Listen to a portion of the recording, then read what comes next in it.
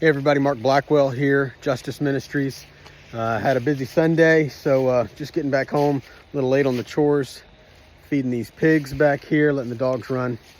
And yeah, just a little update. We got some big meetings coming up this week, and it's always so interesting with the kind of organization we deal with in counter trafficking. It's fast paced, a lot of need, a lot of calls. We don't have a huge budget, but we have what we need. And it goes quick. But I'm always blown away by how, when it comes to potential new partnerships, potential donors, people don't want to talk about what's happening and what you've been doing and what you're trying to continue doing. They only want to talk about the next big thing, the next big project, new, more, which is wonderful. That's great. But I think a misunderstanding about this space is, for one, in this region, about 70% of our partner groups have gone under. They don't even exist anymore. Some of those that are still here have gotten out of housing. They don't even offer housing anymore. Very few organizations like JM still offer shelter and housing in some level. So that's big. But this isn't a one and done thing. For one, when you take on a client, you're helping them for many times years and years to go. So that's an ongoing need. It's an ongoing expense that hopefully tapers off, but it's still ongoing. And also, with each new hotline call, that is new. That's the next new thing. That is the new project. So it's seen as like maintenance and continuing business as usual, but the numbers keep growing. The more calls we answer, the more calls we say yes to, that's more to do. That's more expenses. That's more manpower. That's more volunteer power. That's more logistics. That's what it is. So it is new. With that said, we have multiple new big exciting projects in the works. And the main one in relation to alternative affordable housing. So that's great, and we can talk about that, but that's not all we want to fund. We want to fund the existing clients. We want to fund the new hotline call. We want to fund staff people that can care for those individuals.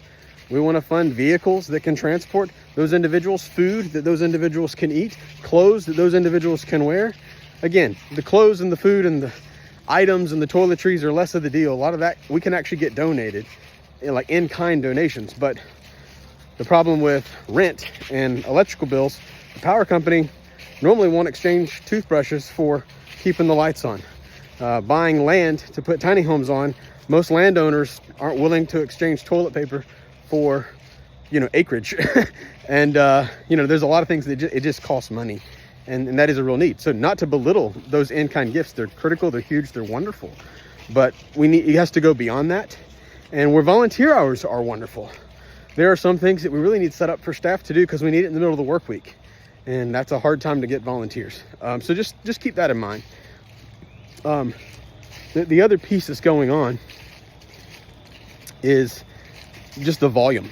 We spend $25,000 a month or so, regularly get down to our last $1,000, last $500 or even less. And we're used to that. We've been doing that 14 years. A lot of people, they don't want to hear that, especially different funding partners. They don't want to hear that. It sounds like mismanagement of money, but it's not. We realize our money, our resources, aren't because of something we're doing.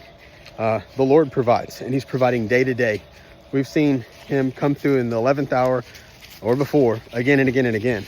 So I sleep well at night, even if the funds are low and we don't know what tomorrow's going to look like, because we don't have to worry about tomorrow, because we know who holds tomorrow. So we don't worry about that stuff, and the Lord keeps providing. And guess what? We've been here 14 years.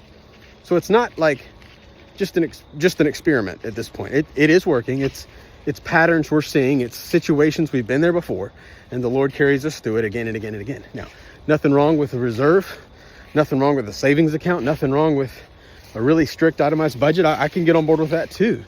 But in our world, we get a lot of calls from really, really desperate situations.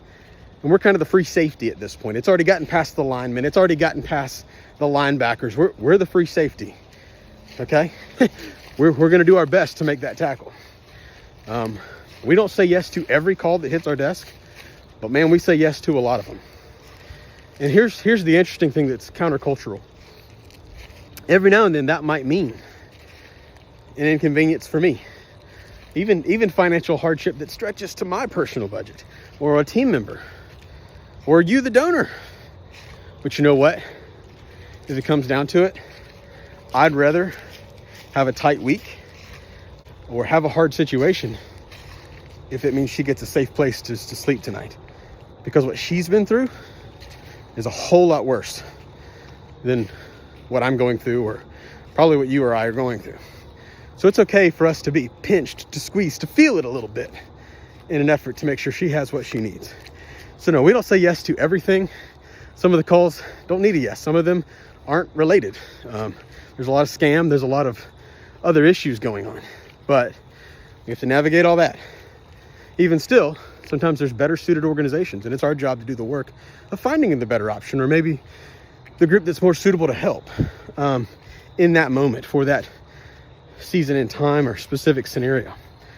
But a lot of them we're going to try to say yes to. And we're going to look at it day to day, need by need, prioritizing constantly, looking at the situation, and we're going to try to say yes. We're going to do it again, even if it doesn't look like into the budget. We'll say yes if we can't guarantee resources past tomorrow. Because you know what? We know who's got it. And the Lord always makes a way. And it doesn't always look the way we think it's going to look, but he does. And we're grateful, and we thank him, and we give him the glory. Because ultimately, this is something God is doing. He is providing for these individuals. He was allowing us to play a small role and participate in with what he is doing. And we're thankful for that. And we're thankful for each of you that come alongside us and partner with us in that. So thank you for being a part of the journey. Thank you for joining us and standing against trafficking and pushing back against this injustice here in our region. So be praying for us. Partner with us where you can. Tell your friends. Help us get the word out. If you're not involved, now's a great time to get involved. There is so much need. And we see a lot of needs that go beyond trafficking. Just a lot of vulnerable, hurting people. And we want to help however we can. And most importantly, love them well and point them to Jesus. Because he's the only one that truly rescues and truly redeems. Amen. Thank you for listening. If you have any questions, reach out anytime. You can learn more at justiceministries.org. God bless.